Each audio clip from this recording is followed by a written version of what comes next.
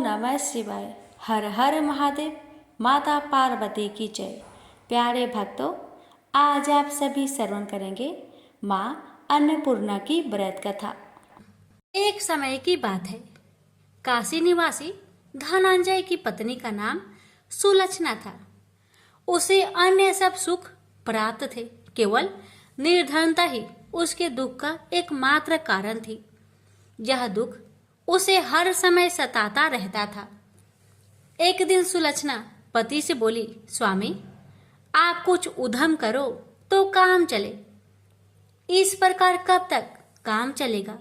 सुलक्षणा की बात धनंजय के मन में बैठ गई और वह उसी दिन विश्वनाथ शंकर जी को प्रसन्न करने के लिए बैठ गया और कहने लगा, हे देवाधिदेव विश्वेश्वर, मुझे पूजा पाठ कुछ नहीं आता है, केवल आपके भरोसे बैठा हूँ। इतनी विनती करके वह 2-3 दिन भूखा प्यासा बैठा रहा। यह देखकर भगवान शंकर ने उसके कान में अन्नपूर्णा अन्नपूर्णा अन्नपूर्णा इस प्रकार 3 बार कहा। यह कौन क्या कह गया? इसी सोच में धनंजय पड़ गया कि मंदिर से आते ब्राह्मणों को देखकर पूछने लगा, पंडित जी, अन्नपूर्णा कौन है? ब्राह्मणों ने कहा, तू अन्न छोड़कर बैठा है, सो तुझे अन्न की बात सूझती है, जा घर जाकर अन्न ग्रहण कर। धनंजय घर गया, स्त्री से सारी बात कही। वह बोली, नाथ, चिंता मत करो, स्वयं शंकर जी ने यह मंत्र दिया है, वे स्वयं ही खुलासा करेंगे, आप फिर जाकर उनकी आराधना करो। धनंजय फिर जैसा कि तैसा पूजा में बैठ गया। रात्रि में शंकर जी ने आज्ञा दी और कहा, तू पूर्व दिशा में चला जा। वह अन्नपूर्णा का नाम जपता जाता और रास्ते में फल खाता, झरनों का पानी पीता जाता। इस प्रकार कितने ही दिनों तक चलता गया। वहां उसे चांदी सी चमकती वन की शोभा देखने में आई। सुंदर सरोवर देखने में या उनके किनारे कितनी ही अप्सराएं झुंड बनाए बैठी थी। एक कथा सुनाती और सब मिलकर माँ अन्नपूर्णा इस प्रकार बार बार कहती थी। यह अगहन मास की उजेली रात्रि थी और आज से ही व्रत का प्रारंभ था। जिस शब्द की खोज करने वह निकला था, वह उसे वहां सुनने को मिला। धनंजय ने उसके पास जाकर पूछा, हे देवियों, आप यहाँ क्या करती हो? उन सब ने कहा, हम माँ अन्नपूर्णा का व्रत करती हैं। धनंजय ने पूछा, व्रत पूजा करने से क्या होता है? यह किसी ने किया भी है? इसे कब किया जाए? कैसा व्रत है और कैसी विधि है? मुझसे भी विस्तार से बताओ। वे कहने लगी, इस व्रत को सब कोई कर सकते हैं। 21 दिन तक के लिए 21 गांठ का सूत लेना चाहिए। 21 दिन यानी न बने तो एक दिन उपवास करे, या भी न बने तो केवल कथा सुनकर प्रसाद ले। निराहार रहकर कथा कहे, कथा सुनने वाला कोई न मिले तो पीपल के पत्तों को रख, सुपारी या घृत कुमारी वृक्ष को सामने कर, दीपक को साक्षी कर, सूर्य, गाय, तुलसी या महादेव को बिना कथा सुनाए मुख में दाना न डाले। यदि भूल से कुछ पड़ जाए तो एक दिवस फिर उपवास करे। व्रत के दिन क्रोध न करे और झूठ ना बोले। धनंजय बोला, इस व्रत के करने से क्या होगा? वे कहने लगी, इसके करने से अंधों को नेत्र मिले, लुल्लू को हाथ मिले, निर्धन के घर धन आए, बाझिन को संतान मिले, मूर्ख को विद्या आए। जो जिस कामना से व्रत करे, माँ उसकी इच्छा पूरी करती है। वह कहने लगा, बहनों, मेरे पास भी धन नहीं है, विद्या नहीं है, कुछ भी तो नहीं है।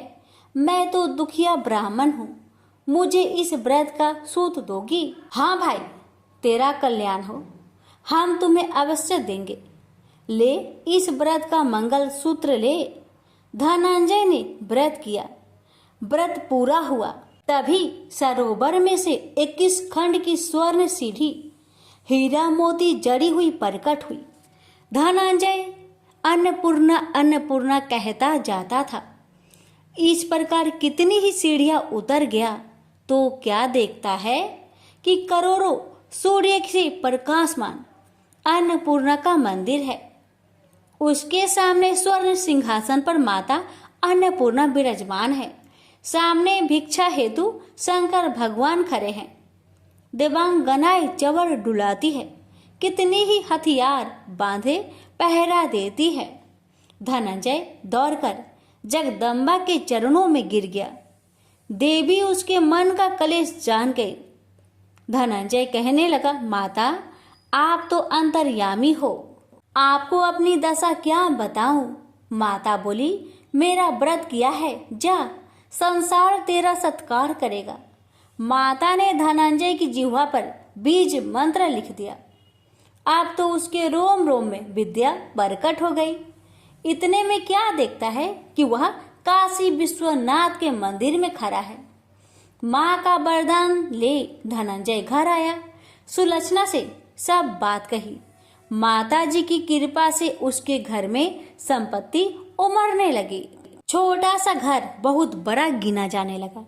जैसे शहद के छत्तों में मक्खियां जमा होती है, उसी प्रकार अनेक सगे संबंधी आकर उसकी बड़ाई करने लगे। कहने लगे, इतना धन और इतना बड़ा घर, सुंदर संतान नहीं हो तो इस कमाई का कौन भोग करेगा। सुलक्षणा से संतान नहीं है, इसलिए तुम दूसरा विवाह करो। अनिच्छा होते हुए भी धनंजय को दूसरा विवाह करना पड़ा और सुलक्षणा को सौत का दुख उठाना पड़ा। इस प्रकार दिन बीतते गए और अगहन मास आया। नए बंधन से बंधे पति से सुलक्षणा ने कहलाया कि हम व्रत के प्रभाव से सुखी हुए हैं, इस कारण यह व्रत छोड़ना नहीं चाहिए। यह माता जी का प्रताप है जो हम इतने संपन्न और सुखी हैं। सुलक्षणा की बात सुन धनंजय उसके यहाँ आया और व्रत में बैठ गया। नई बहू को इस व्रत की खबर नहीं थी। वह धनंजय की आने की राह देख रही थी। दिन बीतते गए और व्रत पूर्ण होने में 3 दिवस बाकी थे कि नई बहू को खबर पड़ी। उसके मन में ईर्ष्या की ज्वाला दहकने लगी थी। सुलक्षणा के घर आ पहुंची और उसने वहां भगदड़ मचा दी। वह धनंजय को अपने साथ ले गई। नए घर में धनंजय को थोड़ी देर के लिए निंद्रा ने आ दबाया। इसी समय नई बहू ने उसका व्रत का सूत तोड़कर आग में फेंक दिया। अब तो माता जी का कोप जाग गया। घर में अकस्मात आग लग गई। सब कुछ जलकर खाक हो गया। सुलक्षणा जान गई और पति को फिर अपने घर ले आई। नई बहू रूठकर माता पिता के घर जा बैठी। पति को परमेश्वर मानने वाली सुलक्षणा बोली, नाथ घबराना नहीं, माता जी की कृपा अलौकिक है। पुत्र कुपुत्र हो जाता है पर माता कुमाता नहीं होती। अब आप श्रद्धा और भक्ति से आराधना शुरू करो, वे जरूर हमारा कल्याण करेगी। धनंजय फिर माता के पीछे पड़ गया।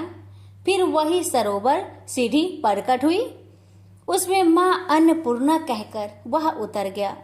वहां जा माता जी के चरणों में रुदन करने लगा। माता प्रसन्न होकर बोली, यह मेरी स्वर्ण की मूर्ति ले, उसकी पूजा करना, तू फिर सुखी हो जाएगा। जा, तुझे मेरा आशीर्वाद है। तेरी स्त्री सुलक्षणा ने श्रद्धा से मेरा व्रत किया है, उसे मैंने पुत्र दिया है। धनंजय ने आंखें खोली तो खुद को काशी विश्वनाथ के मंदिर में खड़ा पाया। वहां से फिर उसी प्रकार घर को आया। इधर सुलक्षणा के दिन चढ़े और महीने पूरे होते ही पुत्र का जन्म हुआ। गांव में आश्चर्य की लहर दौड़ गई। इस प्रकार उसी गांव के निसंतान सेठ के पुत्र होने पर उसने माता अन्नपूर्णा का मंदिर बनवा दिया। उसमें माता जी धूमधाम से पधारी, यज्ञ किया और धनंजय को मंदिर के आचार्य का पद दे दिया। जीविका के लिए मंदिर की दक्षिणा और रहने के लिए बड़ा सुंदर सा भवन दिया। धनंजय स्त्री पुत्र सहित वहां रहने लगा। माता जी के चढ़ावे में भरपूर आमदनी होने लगी।